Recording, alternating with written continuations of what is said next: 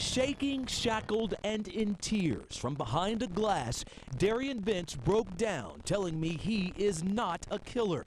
In part, he told me, quote, "I ain't no killer, bro. Chauncy, I love Maleah so much." End quote. I asked him about the claims of Maleah's mother, Brittany Bowens, accusing him of being gay, and that's what caused him to snap and harm Maleah. He says that's not true at all.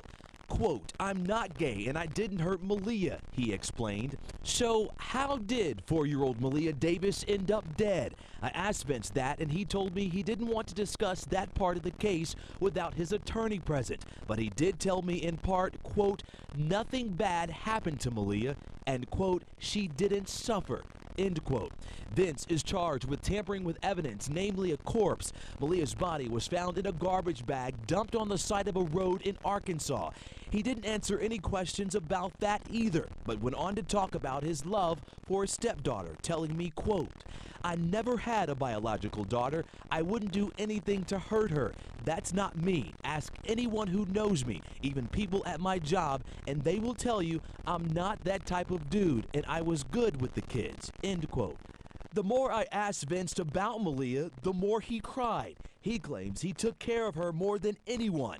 He went on to say that Maleah was a bright little girl, even after her brain injury. Vence also told me he knows everyone hates him and is painting him as a killer. He claims he's hurt too, saying he hasn't slept or eaten and he misses his family. "I spent my 27th birthday here.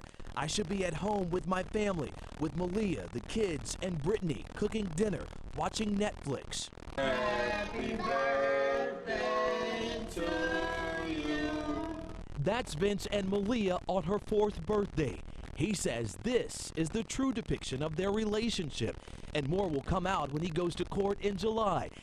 And while we don't know the cause of death, something happened, and this precious baby girl is no longer here.